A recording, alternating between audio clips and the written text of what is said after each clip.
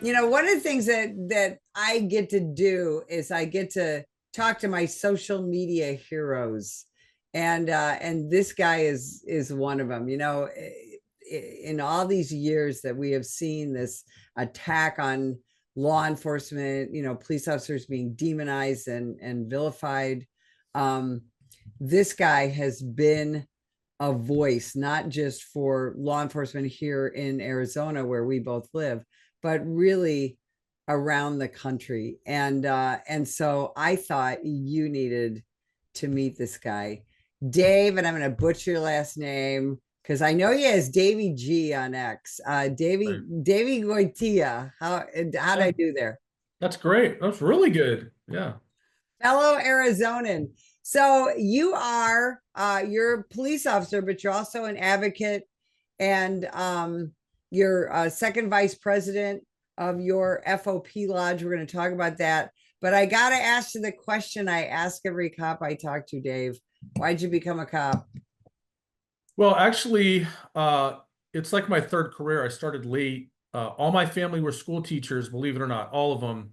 And I started off as a sixth grade public school teacher. But I've always just had a lot of respect for law enforcement. And I just teaching didn't work out. And in my heart, I feel like I was called to be a police officer. So I started a little bit late in life, but I've been the victim of an armed robbery. I've been held up at gunpoint when I was in college. I worked all summer in high school to buy a truck, and some jerk stole it. And so I've been impacted by crime, and so I'm very passionate. I know what it's like to be a victim, and so ultimately it was my calling, and it just worked out for me, and I've never looked back. So I got to take a side trip for a minute. What do you think about the current trend of recruiting school teachers who want to change careers into being cops? I'm not even, I'm not aware of that. I haven't heard that. Yeah, I mean, I think it's, we need all the help we can get. Well, absolutely. And that's one of the things that we're having to do in law enforcement is do rather unusual recruiting because of this demonization of the American law enforcement officer. And that's one of the things that you do is you really advocate for cops. How did that start for you and what does that look like? When I took over our Glendale FOP Lodge 12, we had identified as a deficiency social media or lack thereof. We had no social media footprint. I was never a social media person. I just was not into it at all. But we were told that really we had to start, to get involved. So I jumped in on Twitter X. Twitter X is, I tell people, if you're in a law enforcement organization and you're not on X, you are missing out right now because there is a lot of support for law enforcement. So I jumped in, and the more that I learned about it, I realized it's really become a powerful tool for us to use to push back. When people unjustly go after cops, we're able to use that tool to push back. A lot of these, activist groups, journalists who tend to be anti-police, they're terrible at social media. They are terrible at Twitter. If you watch, they have zero engagement. And there's a local reporter, in Arizona that tends to go after us pretty good. And every time he does it, we slap him around on X because we have followers that are very passionate about supporting law enforcement. So when he's not treating us fairly, we'll draw attention to it, and then our followers kind of hold him accountable. So it's been about a 3-year process, lots of learning, but we've been able to use Twitter X in so many powerful ways to advocate for cops. And I just tell people, if you're not on it, you should get on it. Right now is a really good time to be on it. Well, and you're right, because, not only from a personal standpoint, but from an agency standpoint, we saw Twitter was really used back in 2014 Right. in the death of Michael Brown. Twitter was really used back then to whoop people up. and get them to really hate on the cops and this and that. And we weren't very good at it Right. back then. And police leaders tend to be very behind in things That's like right. social media, and they tend to be afraid of it. And but now, just from even an agency, not even an advocacy role, but in an agency role, if your agency is not on X and you're not posting things like traffic report and what's going on a crime scene, and if you have an officer involved shooting and things like that, you're missing out, aren't you? Yeah. Oh, there's no doubt about it. And in all, in addition to the, the information component to it, if you're a law enforcement labor organization, you can use it to advance your organization politically. We've met so many important people on X that see our content and they love it and they're drawn to it. That's opened up opportunities to form very good community partnerships. Um, like I said, they're powerful people that have influence over our careers, journalists, people like that, and they're not very good at X, really. If you really look at them, they really are not very good. So if you are, you can almost use it to advance the truth, because we know how some of these cases go, right? The legacy media, they're looking for controversial stuff. Sometimes they're not always fair. And you can really use X to counter some of those false narratives and hold them accountable, for their content. And so, no, it's been a game changer for us. Now, what's your thoughts on using TikTok in a similar manner? No, we don't. I don't like the China connection to TikTok. I've heard, just to speak frankly, I've heard some things that concern me about data gathering, and we're trying to get into our model is, we'd like to use Instagram to kind of reach out to some of our younger officers, our younger members, but more for just like internal information sharing.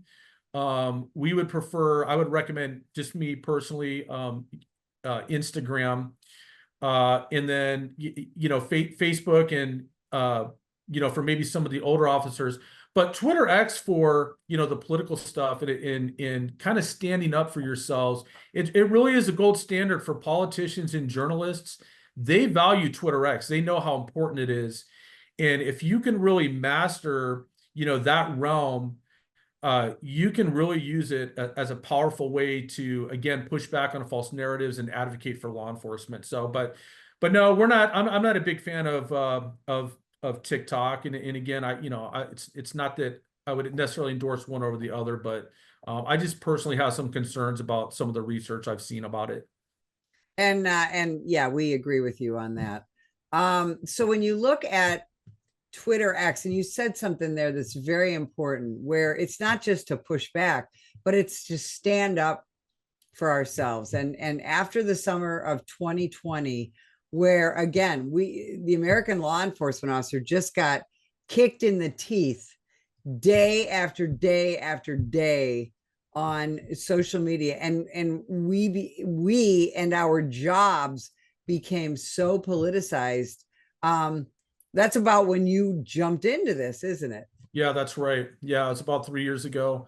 And what's great too is, I mentioned it, people are coming off of the sidelines. People who before, the silent majority, they're not going to go out and riot and loot when the police are treated poorly, right? There's a very, I think it's a dangerous vocal minority who will do that. They'll take advantage of those opportunities to sow chaos. But the silent majority, we're just trying to get from point A to point B, raise families, work.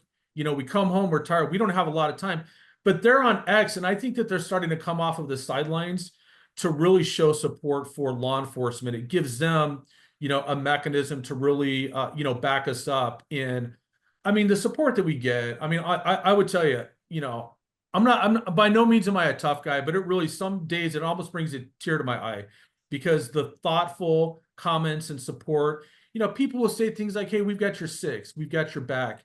And, I don't know. It just seems like we didn't used to hear that so much, but I do think people are coming off of the sidelines and they're using X to go out of their way to say, hey, we're going to back the blue. And it just melts my heart, when it happens. It really is amazing. And I think that is so important. And I get the same thing. I'm on X as SGT Betsy Smith, Sergeant Betsy Smith, and I get, of course I get some idiots, but I get so many kindnesses Right. um That's right.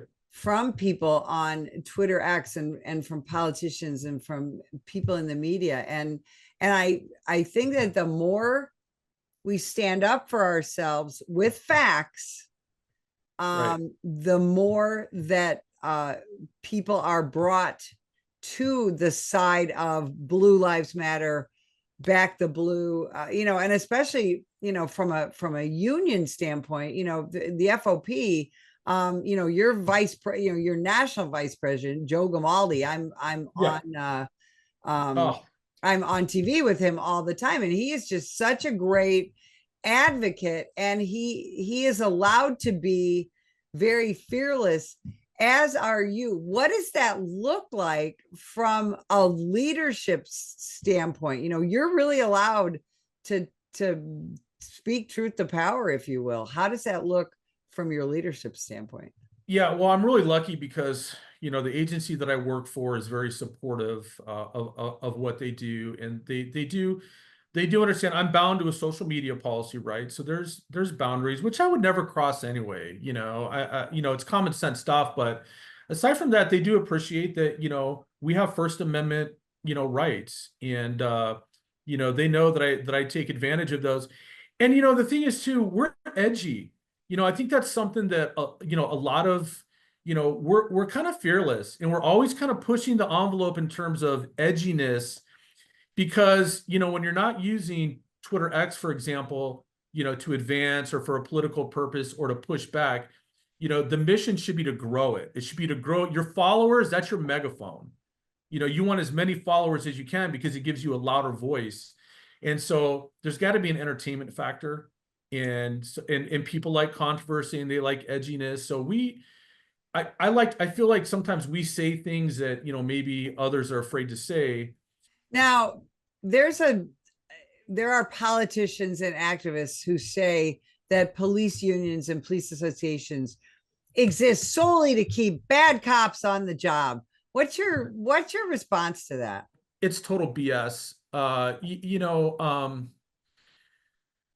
Just as an example, I mean, for Arizona, we have Officer Bill of Rights. Those are really the key protections that law enforcement have.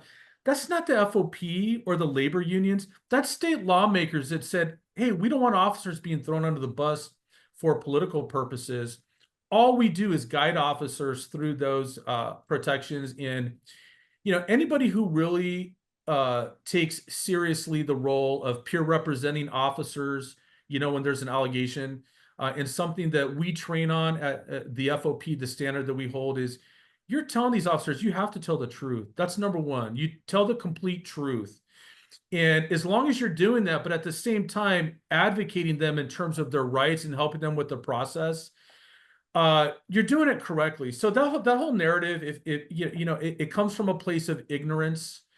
And the rules, the protections, at least in Arizona, that are built in for law enforcement, that comes from state lawmakers. I mean, it doesn't come from the local union. So it's just not true.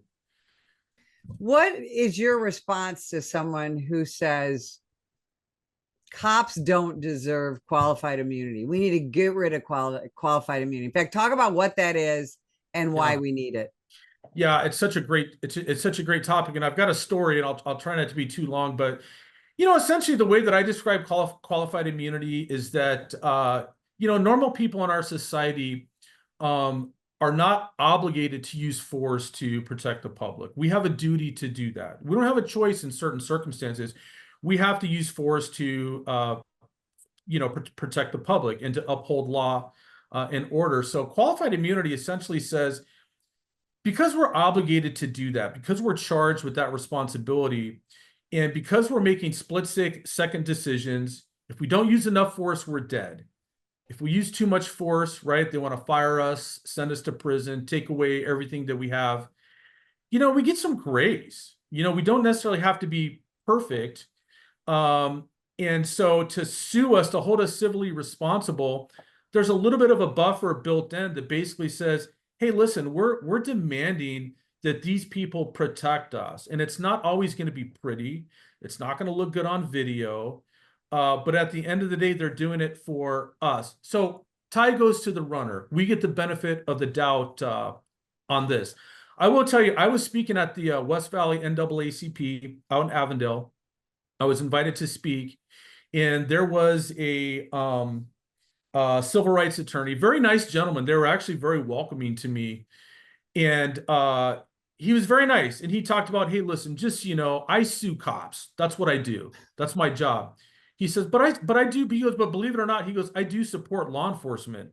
He goes, I just, there's some things that are bad, and it's my job to, to basically, hold police accountable. And he said, but he says, but the whole theme of this meeting was we need to get more people of color involved in the profession. We need to do a better job. But we were talking, going back and forth, and he just said, but I just don't believe in qualified immunity. We need to get rid of that. And I said, well, I said, that's interesting because we've had this really good conversation about getting, for example, young Black men, young Black women involved in this profession. And I said, and I agree with that.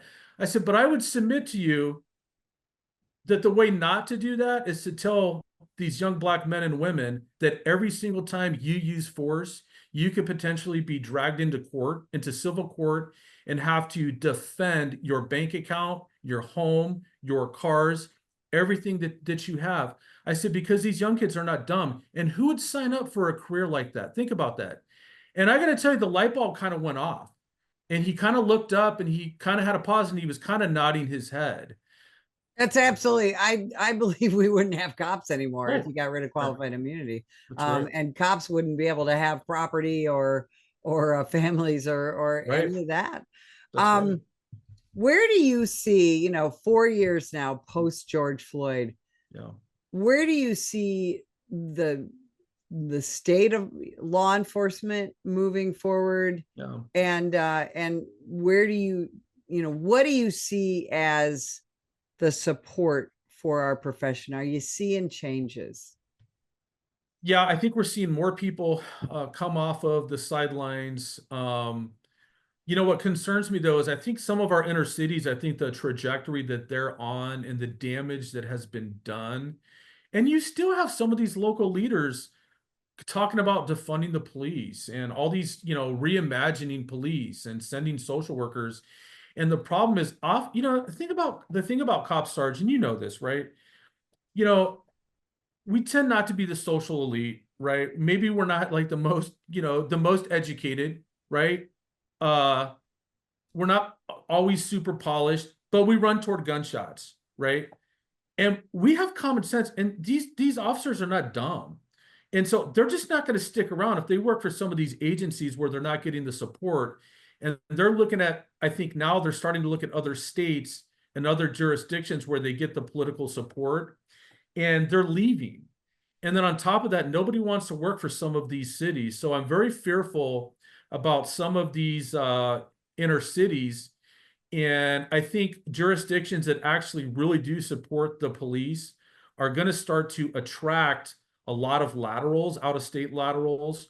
And I think that they're going to be able to, provide a very good level of service in the law enforcement realm. But I do worry about some of the inner cities. In those jurisdictions where there is support, there is community support, you do see people coming off of the sidelines. And even in the inner cities now, you see people. I mean, I think it was Sarge, wasn't it? I think it was wasn't it the Oakland NAACP, I think, that showed that showed up to the meeting and started yelling at the leaders, and they're saying, what are you guys doing? You need to start arresting these people who are Right. terrorizing the elderly in our community. So I think, I think the support, I think it's starting to turn around. I think we've realized how bad defund was. I just don't know the damage that has been done and how some of these cities recover. It really concerns me. It is very concerning because you don't want safety in the United States to become regional. That is Right, not that's the right. American way of justice. That is not the American way of the law enforcement system.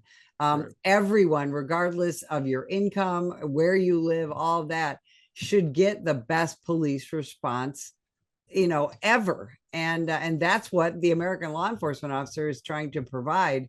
But unfortunately, you're right, it is becoming regional.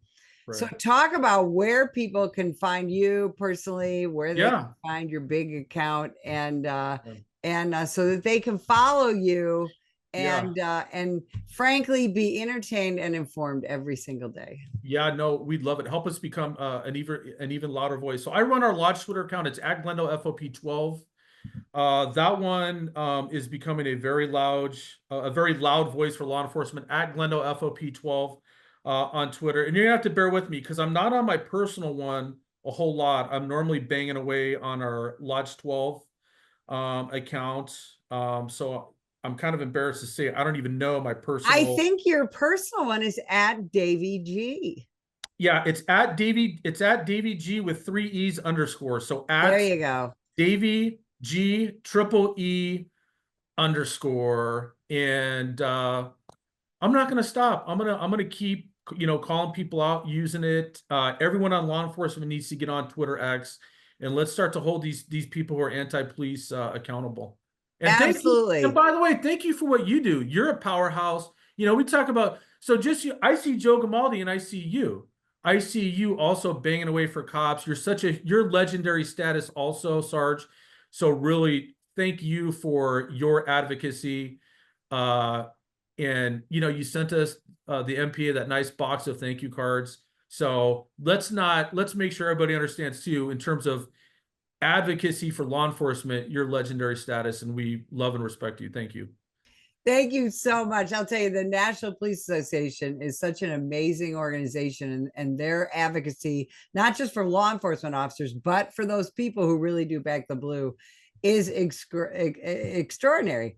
Dave, thank you so much for taking time today to spend time with us, talk about what you're doing. And if you would like more information about the National Police Association, visit us at nationalpolice.org. Every day, the brave men and women of law enforcement put their lives on the line to keep us safe. But they need our help to continue their mission. Activist politicians, progressive prosecutors, the ACLU, and the rest of the anti-police forces receive millions in donations from extremist pro-criminal elements like George Soros and woke corporations. The National Police Association is fighting them in courts around the country, including the United States Supreme Court, defending officers who are being attacked for doing their jobs. Additionally, the National Police Association works year-round to pass tough-on-crime legislation to put and keep criminals behind bars. Consider going to nationalpolice.org and donating to keep us in the fight. Together we can win. That is nationalpolice.org.